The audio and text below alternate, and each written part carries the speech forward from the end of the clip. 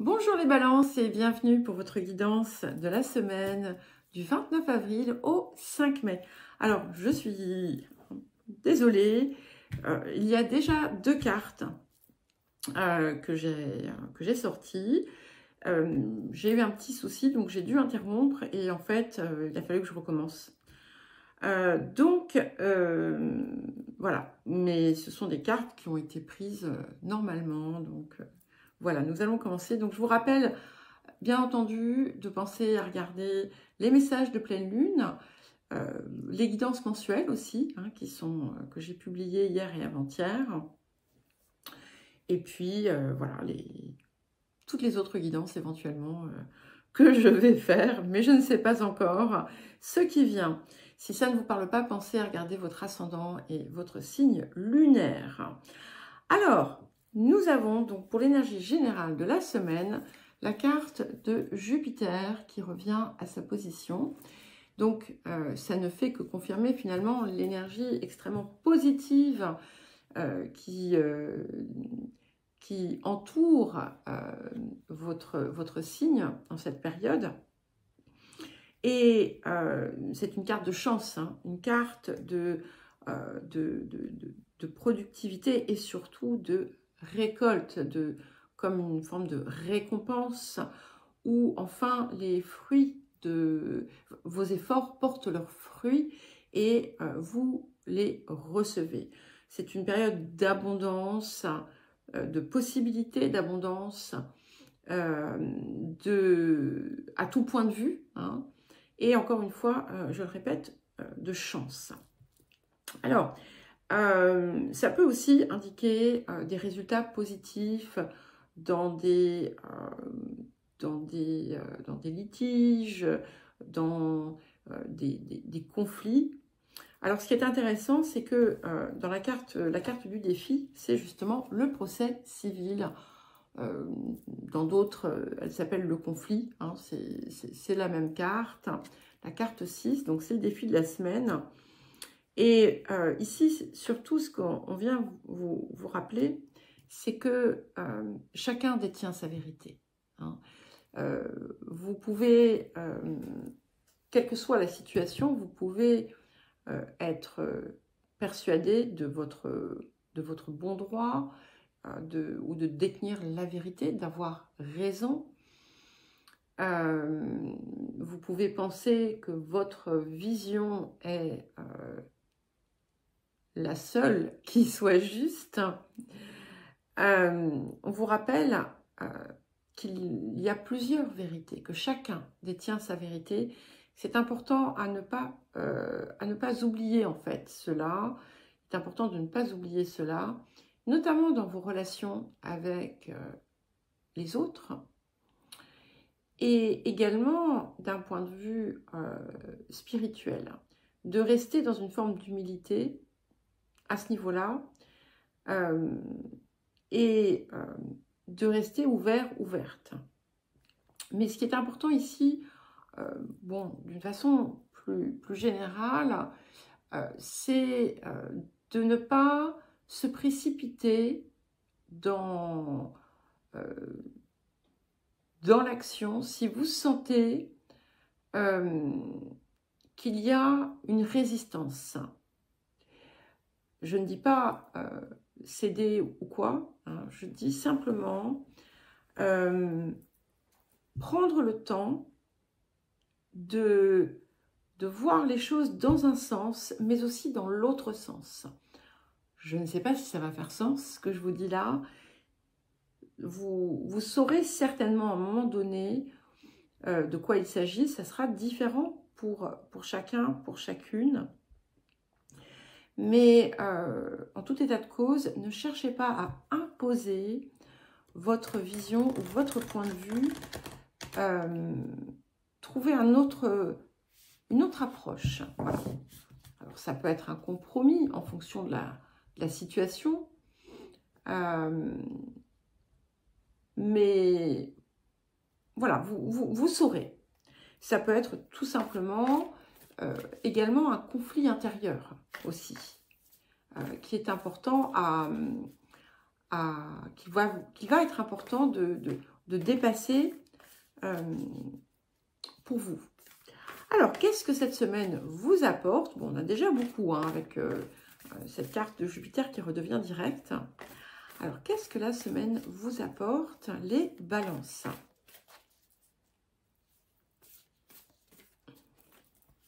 Waouh. Ok, superbe. Nous avons la carte 44, donc l'océan d'amour éternel.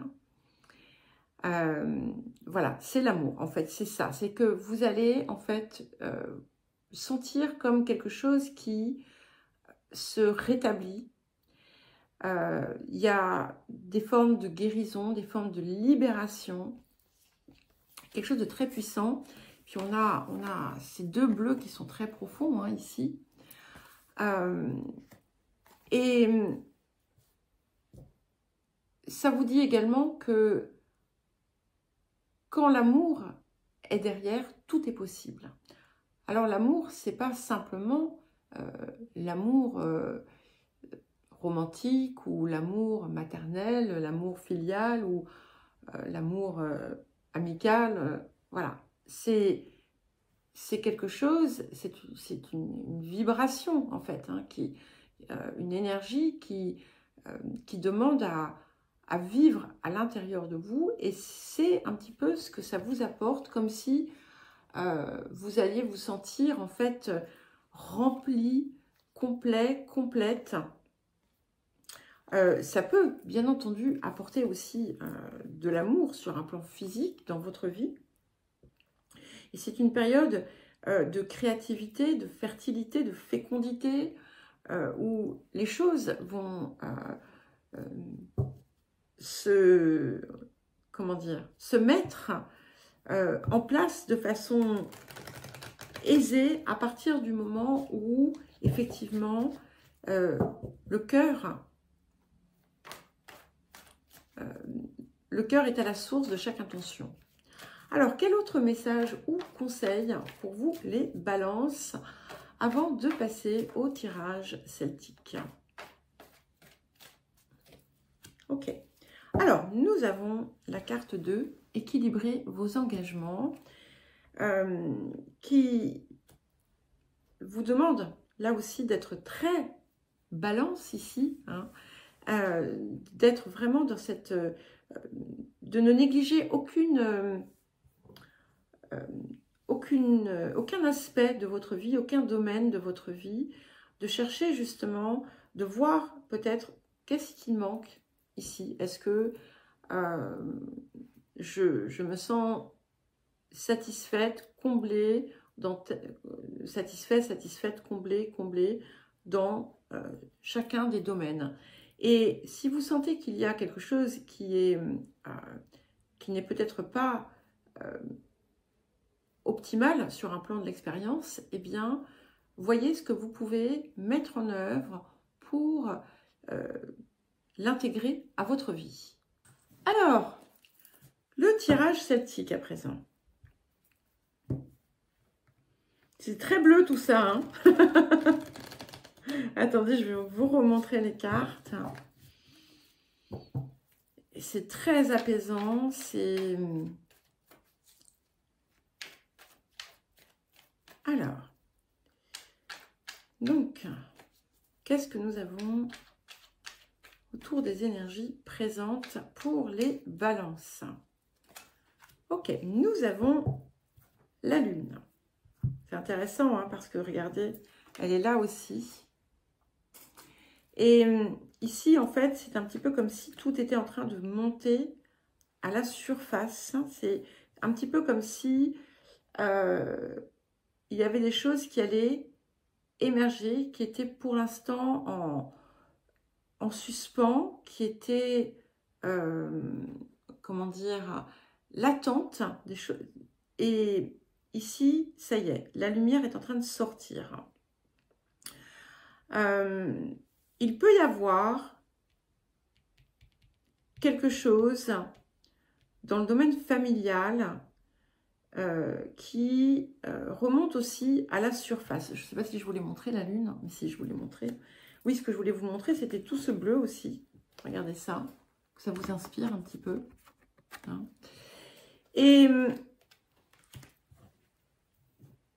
on va voir. Donc, est-ce que cette situation qui peut créer une forme de tension, ici dans le défi de la semaine, est en lien avec la famille? C'est tout à fait possible. Ce que ça indique aussi, en tout cas c'est comme cela que je le ressens, c'est qu'il va y avoir la possibilité de dénouer quelque chose. Alors, vers quoi est-ce que nous allons? Mais je ressens vraiment principalement cette énergie de choses qui étaient latentes, qui ne demandaient qu'à émerger. Vous voyez, comme un petit peu, voilà, nous sommes, c'est la nuit, et voilà, dans quelques heures, le jour va arriver, toujours. Incroyable, le soleil. Donc, une réussite totale, complète, dans tous les domaines, un rayonnement puissant aussi, qui va arriver pour vous et dans votre vie. Ça va vous porter quelque part à un point quand même assez culminant. Donc, je pense que cette interprétation de départ que je ressentais se confirme ici par l'arrivée de ce soleil. Donc, si vous êtes encore à l'heure actuelle dans l'impasse autour d'une situation, eh bien, sachez que les choses vont se dénouer, se débloquer très rapidement. Ce que j'aime aussi, c'est que nous avons donc les deux astres principaux, donc la Lune et le Soleil. Et c'est un petit peu comme si cette idée d'un couple, en fait, hein, d'un couple sacré, d'un couple divin, qui pourrait se confirmer pour certains et certaines. Alors, autour des énergies du passé, nous avons le 10 de coupe. Donc,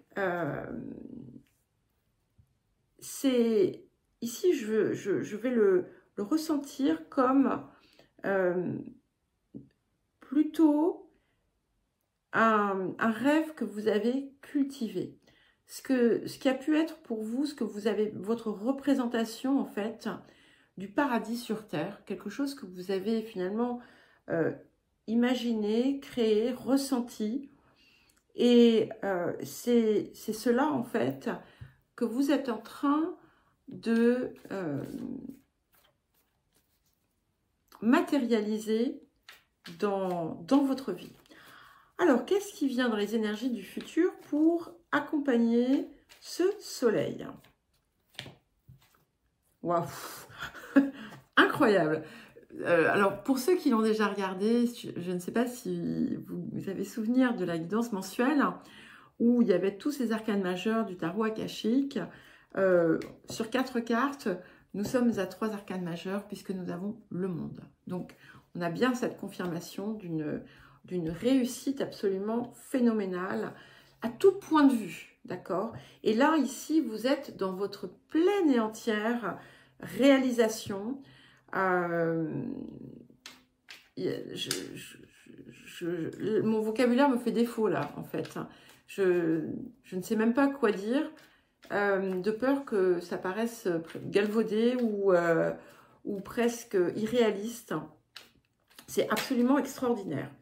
Alors, ce qui vient pour soutenir la Lune en ce moment, nous avons le valet de denier. Et ce valet de denier, effectivement, il vous rappelle voilà, il vous rappelle de continuer à travailler sur vos objectifs. Enfin, voilà, là aussi, on est sur quelque chose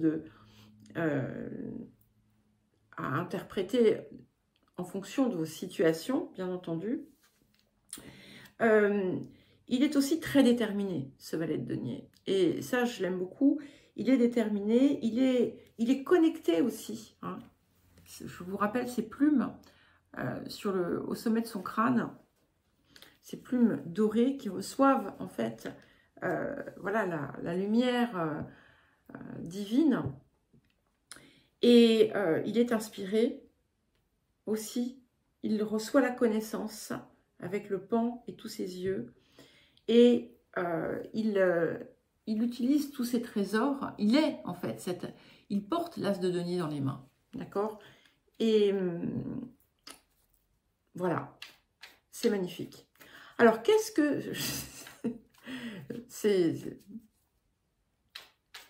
Désolée pour la légèreté du langage. Je suis époustouflée. Alors, et nous avons dans les énergies du futur le chevalier de bâton. Je sens que vous allez être habité d'une énergie, d'une inspiration que vous n'avez jamais connue auparavant. Et c'est quelque chose que vous ne voyez pas aujourd'hui, en fait. Je vous l'ai déjà dit, je crois, dans la mensuelle, vous n'avez pas idée, en fait, de ce qui vous attend. Tellement ça va dépasser vos espérances et vos rêves les plus fous.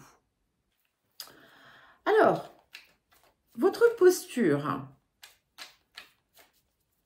Donc, pour les balances, la posture des balances, nous avons le 10 de bâton. Alors, vous portez quand même, vous portez voilà, un poids, vous avez énormément fourni d'efforts pour certains et certaines, mais vous savez, le 10 de bâton, voilà, ça c'est... Il porte son travail sur le dos, il a effectivement énormément trimé, on va dire, mais vous voyez, tous ces bâtons, c'est tout autant de victoires. Et là, il est prêt en fait à les poser. Ok, c'est la nuit, il va poser et le jour va se lever et il va enfin pouvoir profiter de son travail. C'est le repos du guerrier en quelque sorte. Enfin, c'est pas un vrai repos parce que les choses ne s'arrêtent pas en fait, hein. Mais il y a quelque chose qui se libère ici. Alors, les facteurs environnants, qu'est-ce que nous avons? Ok, nous avons la justice, parce que nous n'avions pas suffisamment d'arcanes majeures. Alors, on a bien cette confirmation hein, de choses qui se résolvent, de satisfaction aussi, qui vous viennent de l'extérieur, des choses qui vont vous permettre aussi d'apporter davantage d'équilibre dans votre vie. Et même si en fait tout n'était pas simple, tout n'était pas gagné d'avance, eh bien je pense qu'il est important de ne pas douter de la suite, parce que tant que vous êtes dans une attitude, on va dire, juste et ouverte, eh bien, vous allez continuer finalement à recevoir ces bienfaits. Alors, les émotions intérieures. Ah, j'ai deux cartes. Eh bien, évidemment, encore un atout majeur, puisque nous avons la roue de fortune et le roi de coupe. Donc, vous voyez, je vous parlais de cette espèce de sérénité, de paix qui vous vient, qui est à la fois... donc, il y a à la fois cette sérénité, cette ouverture aussi intérieure qui s'opère, mais en plus, elle est assortie d'une nouvelle énergie, de quelque chose de beaucoup plus fluide aussi, que vous allez ressentir. Et il y a une inspiration ici créative qui a l'air de vraiment vouloir naître en vous. Alors, qu'est-ce que nous avons pour terminer? Donc, nous avons le 10 d'épée renversé et le chevalier de denier. Eh bien, ce 10 d'épée vient vraiment confirmer la fin de la nuit, d'accord? La fin des épreuves et une nouvelle étape, en fait, hein, quelque chose de nouveau qui s'enclenche pour vous, un nouveau départ, qui n'est pas forcément une nouvelle direction, même si c'est possible pour certains et certaines, mais c'est un petit peu, vous allez partir un petit peu vers une nouvelle aventure. On vous invite à ne pas trop regarder vers le passé, parce que, à moins que ce soit pour en tirer les leçons, mais en prenant trop de temps pour regarder vers le passé, finalement, vous vous empêchez d'avancer. Voilà les balances. Écoutez, je vous souhaite une merveilleuse semaine. Je vous embrasse et je vous dis à très vite.